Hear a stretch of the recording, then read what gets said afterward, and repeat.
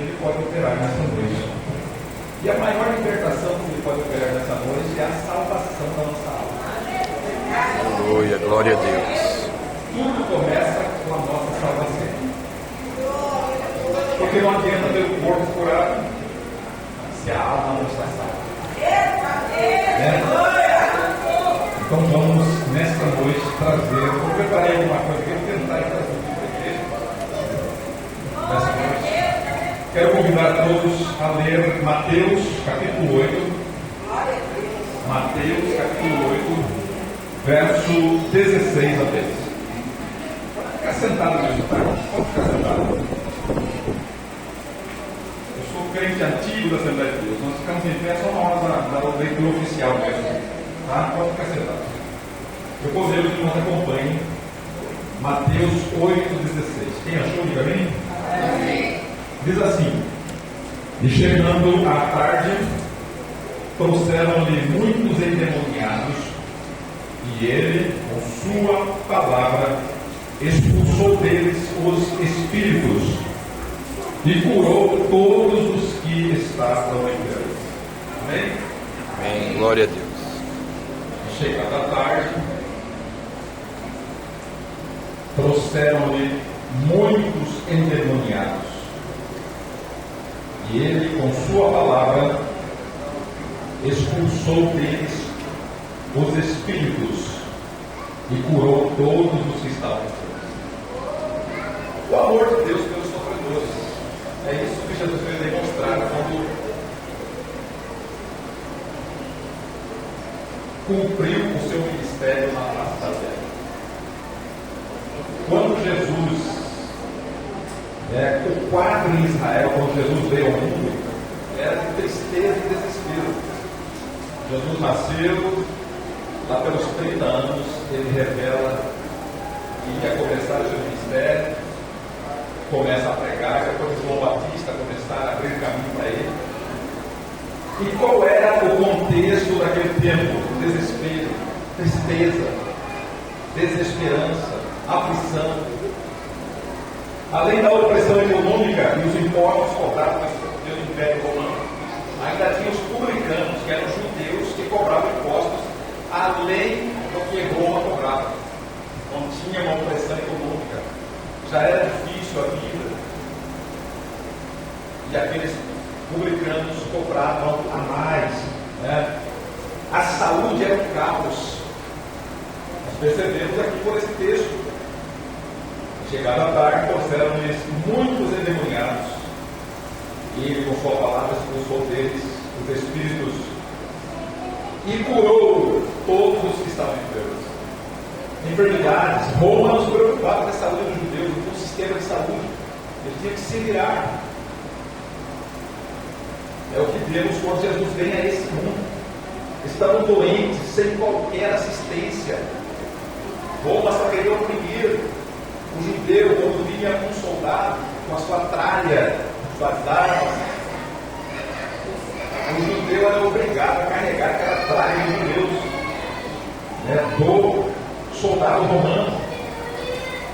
Muitos estavam possessos por demônios. Nós vimos a mulher da Cirofenícia, aquela mulher que fala: Senhor, por favor, a minha filha está possessa, está numa situação, eu não posso pegar o pão dos filhos e dar aos cachorrinhos. E ela se humilha, mas os cachorrinhos podem as migalhas.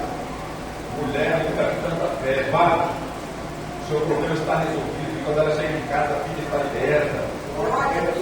Glória a Deus. Temos o gadareno.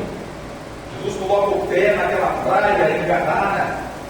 E naquele lugar, naquele homem endemoniado, a quem o diabo transformou num bicho. Ele vem rosnando. E Jesus expulsa aquele demônio, mas antes ele pergunta: qual é o seu nome? E o demônio, ou a multidão de demônios, fala: não temos como dar o nome, somos uma multidão no corpo desse homem.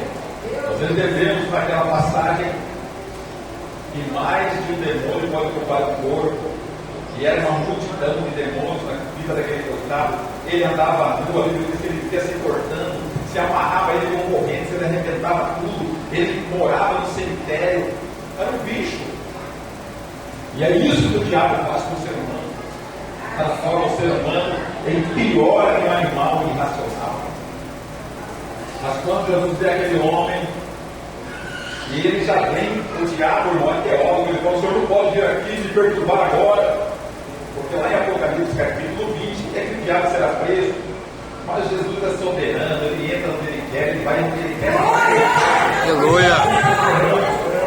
E os demônios vão para os corpos caem lá na água, e corpo morto não tem mais corpo para o diabo. Os demônios habitários, eles estão por aí até hoje, aqueles mesmos demônios, procurando corpos de pessoas sem a proteção de Deus para entrar nesses corpos. Maria Madalena, a Bíblia diz que era uma mulher, a prostituta, da qual Jesus expulsou vários demônios. E era esse o quadro do tempo de Jesus: pessoas endemoniadas, pessoas corrompidas. O filho de um homem também que caía na água, no fogo, e os discípulos não puderam ajudar. E quando Jesus encontra com aquele homem, ele fala: seus discípulos não puderam nos ajudar.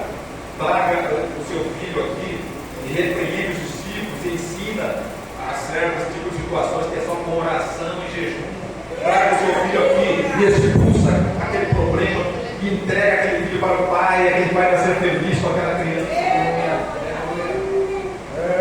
Quem não estava enfermo no corpo sofria na alma intolerância social, racismo, preconceito. E a doença não era só de pessoas desamparadas, menos favorecidas.